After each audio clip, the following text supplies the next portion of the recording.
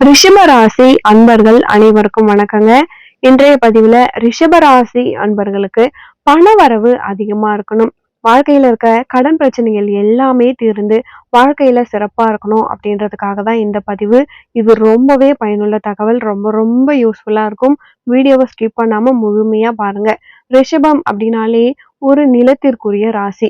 இவங்களுடைய வாழ்க்கையில ரொம்ப ரொம்ப தேவையான ஒண்ணுன்னா அது நிலைத்தன்மை தான். எந்த ஒரு விஷயம்னாலுமே அவங்களுக்கு நிலையா இருக்கணும் அப்படின்னு தான் நினைப்பாங்க.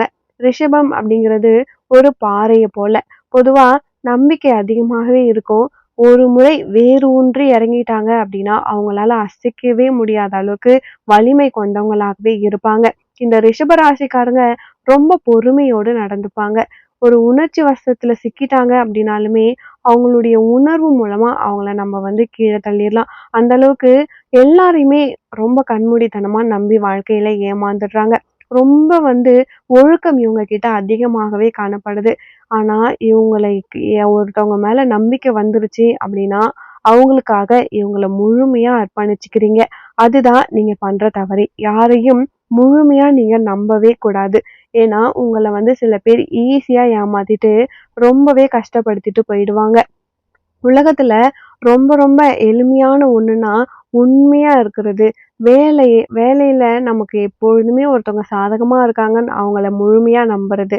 நம்ம மேல ரொம்ப பாசமா இருப்பாங்கன்னு நினைச்சு நம்பிக்கை வைக்கிறது. இதெல்லாம் நீங்க பண்ற தப்பு. ஸோ யாரையுமே நீங்க நம்பக்கூடாது. இதுதான் முதல் விஷயம். இப்போ ரிஷப ராசிக்காரங்கள பொறுத்தவரைக்கும் இவங்களுடைய பேச்சு ரொம்பவே நிதானமா இருக்கும். அவங்க பேசுற வார்த்தையில ஒரு சுத்தம் இருக்கும். ரொம்ப சத்தமாவும் பேச மாட்டாங்க. ரொம்பவே அமைதியா இருப்பாங்க. ஆழமான நம்பிக்கை கொண்டவங்களாகவே இருப்பாங்க. இவங்கள பொறுத்தவரைக்கும் ரொம்பவே நேர்மையாகவும் இருப்பாங்க. யாரையும் பாதிக்காத வகையில ரொம்ப நிதானமா, அழகா கருத்துக்கள அவங்க வெளிப்படுவாங்க. ஒரு பேச்சுல ஒரு சண்டை, ஒரு சத்தம் எதுவுமே இருக்காது. ஒரு பசுமை நிறைந்த நிலம் போல ரொம்ப அமைதியாகவும், நிம்மதியாகவும் இருக்கணும் அப்படின்னு நினைப்பாங்க.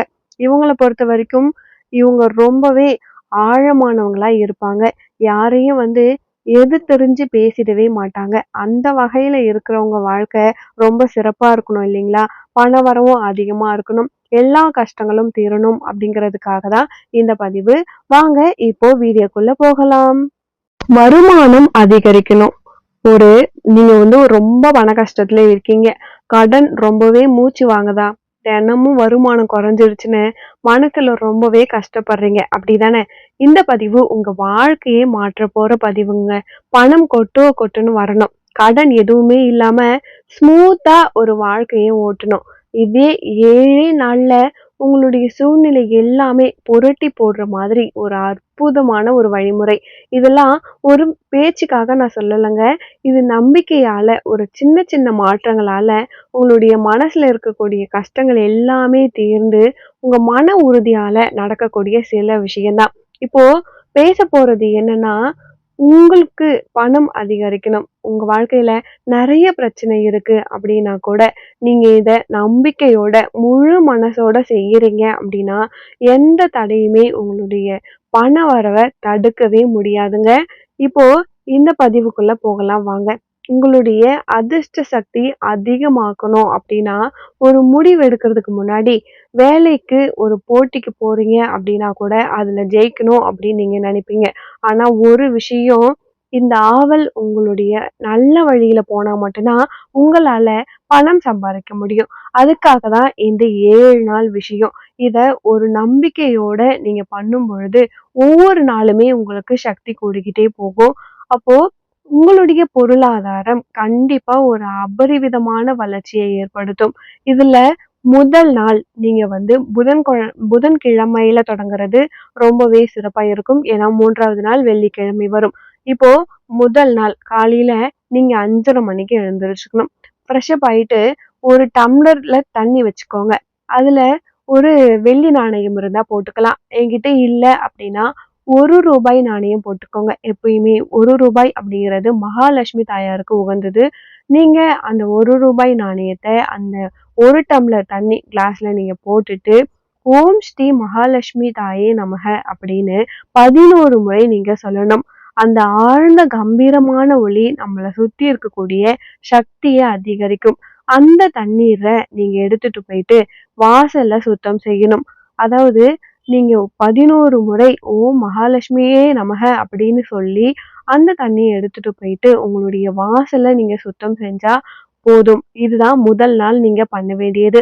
உங்களுடைய மனசுக்குள்ள நான் பணத்த ஈர்க்கிறேன் அப்படின்ற நம்பிக்கையோட இத நீங்க சொல்லிக்கிட்டே பண்ணுங்க முதல் நாள். அடுத்த நாள் நீங்க என்ன பண்ணணும்? மஞ்சளோடு சந்தனம் கலந்துக்கணும். அந்த மஞ்சளும் சந்தனம் கலந்தத நீங்க வாசல்ல எடுத்துட்டு போயிட்டு தெளிக்கணும். இது நீங்க வாசல்ல சுத்தம் செஞ்சதுக்கு ரொம்பவே ஒரு நெகட்டிவ் எனர்ஜி எல்லாத்தையுமே அகற்றிட்டு ஒரு பாசிட்டிவ உங்க வீட்டுக்குள்ள இழுக்கும். ஒவ்வொரு நபருமே நீங்க இத பண்ணும் பொழுது உங்களுக்குள்ளே ஒரு மாற்றம் 2வது நாளே தெரிய ஆரம்பிச்சிடும். 3வது நாள் நீங்க என்ன பண்ணணும்? ஒரு புதிய நாணயம் ஒரு ரூ. 1 நாணயம் எடுத்துக்கோங்க. அத உங்களுடைய ஒரு பர்ஸ்லயோ இல்ல பணப்பையிலயோ நீங்க வச்சுக்கோங்க. அது நீங்க செலவு பண்ணவே கூடாது. யாரு கண்ணுலயும் அது படவே கூடாது. உங்களுடைய மனசு நம்புற மாதிரியான பணத்த நீங்க அந்த ரூ. 1 நாணயத்த அடிக்கடி பார்க்குற மாதிரி உங்களுடைய பர்ஸ்லயோ, இல்ல நீங்க யூஸ் பண்ற ஏதாவது ஒரு பையில வச்சுக்கோங்க. அடுத்தது 4வது நாள், நீங்க ஒரு புதுசா ஒரு பை எடுத்துக்கோங்க. அதுல உங்களுடைய அந்த புது பையில உங்களுடைய கடன் ரசீது, இல்ல பழைய கடன் இருக்கு. ஏதாவது ஒரு கடன் பட்டியல் இருக்கு. ஏதாவது ஒரு நகை வச்ச ஒரு பேப்பர் ஒரு ஸ்ப்ளிட் முதல்ல நீங்க ஒரு புது பைய எடுத்துக்கணும் 4வது நாள். அதுல பழைய ரசீது, அதாவது கடன் பட்டியல் இருந்தா வச்சுக்கோங்க. இல்ல நகை அடகு வச்ச பேப்பர், ஏதாவது ஒரு ரெசிப்ட் எது இருந்தாலுமே அது எல்லாத்தையுமே நீங்க அதுக்குள்ள வச்சுட்டு, இது இனிமே எனக்கு தேவையே இல்ல அப்படின்னு மனசுக்குள்ள சொல்லிக்கோங்க. அந்த பயம், அந்த கில்ட் உங்களுக்கு வெளியே ஏறணும். அப்படி நீங்க 4வது நாள் பண்ணிடணும். அதுக்கப்புறம் 5வது நாள் உங்களுடைய வாசல்ல சாமி படம் இல்ல அப்படின்னா வீட்டுக்குள்ள உங்களுக்கு பணம் வராது. ஸோ வாசல்ல உங்களுடைய சுய சக்தியோட இருக்கிறதுக்கான உங்களுக்கு பிடிச்ச ஒரு தெய்வம், ஒரு பாசிட்டிவான தெய்வத்த நீங்க வச்சுக்கோங்க. அதனால ஒரு தாயார் படம், இல்ல விநாயகர் படம், மகாலட்சுமி படம் இது எதுனாலுமே நல்லதுதான். அத உங்க வீட்டுக்கு உள்ள நுழையும் பொழுது நீங்க வச்சுக்கோங்க. அதாவது உங்க வீட்ட பாக்குற மாதிரி செவுத்துல நீங்க ஒட்டிக்கணும். அப்படி இருக்கும் பொழுது ஒரு பாசிட்டிவ் எனர்ஜி உங்க வீட்டுக்குள்ள ஏற்படுங்க. 6வது நாள் இது ரொம்ப ரொம்ப முக்கியமான ஒரு நாள். இன்னைக்கு நீங்க என்ன பண்ணணும்னா, ஒரு சின்ன உதவி யாருக்காவது செய்யணும். அதாவது யாருன்னு தெரியாதவங்க, அவங்களுக்கு ஒரு சின்ன உதவி. ரொம்ப கஷ்டப்படுறாங்க அப்படின்னா, அவங்களுக்கு ஒரு வேளை சாப்பாடு, இல்ல ஒரு ரூ. 10 பணம், ஒரு நல்ல வார்த்தை எது செஞ்சாலுமே சரிதான். இது ஏன் அப்படின்னு தெரியுமா? பணம் அப்படிங்கிறது ஒரு சக்தி. அத நீங்க சுழற்சி செய்யறீங்க அப்படின்னா, அது திரும்பவும் உங்கள கண்டிப்பா நிக்கும். அதுக்காக தான் இந்த தியானம் நீங்க பண்ணணும்னு சொல்றது.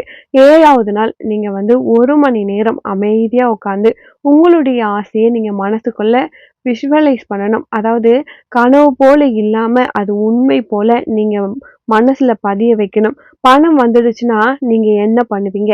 யாருக்கெல்லாம் உதவுவீங்க? எப்படி வாழ்வீங்க? அதெல்லாம் மனசுல வர செஞ்சுட்டு, அந்த வந்த பணத்துக்காக நீங்க நன்றி சொல்லணும். அப்படி நீங்க பண்ணும் பொழுது கண்டிப்பா இத நீங்க ரொம்ப ரொம்ப நம்பிக்கையோட தான் நீங்க ஆரம்பிக்கணும்.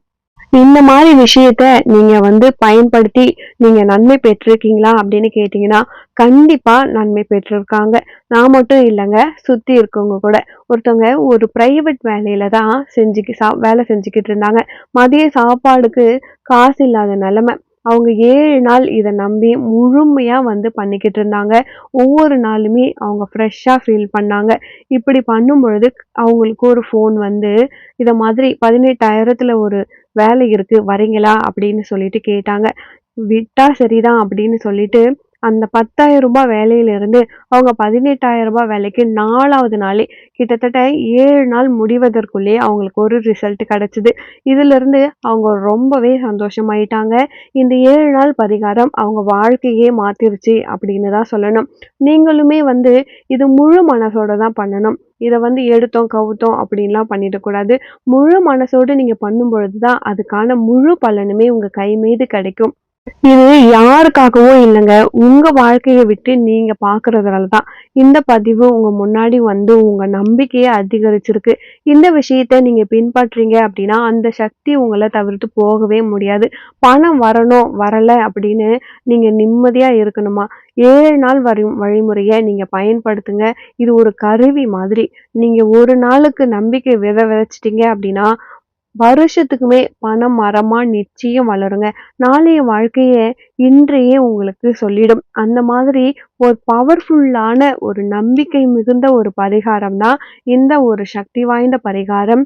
இத நீங்க முழு மனதோடு பண்ணும் பொழுது, கண்டிப்பா உங்க வாழ்க்கையில உங்களால ஜெயிக்க முடியும். உங்களால கோடீஸ்வரர் ஆக முடியும். ஒரு நல்ல ஒரு தெளிவான ஒரு பதில் உங்களுக்கு கிடைக்கும். உங்க வாழ்க்கைக்கான ஒரு பதில் கிடைக்கும். உங்களுடைய விருப்பத்திற்கு ஏத்த மாதிரியான வேலை கிடைக்கும். தொழில் அமையும். எல்லாமே சிறப்பாக நடக்கும். மேலும் உங்க வாழ்க்கையில நீங்கள் சீரும் சிறப்போடும், செல்வ செழிப்போடும் வாழ நானும் இறைவனை பிரார்த்திக்கிறேன். ஒரு நல்ல பதிவில் மீண்டும் உங்களை சந்திக்கிறேன். நன்றி.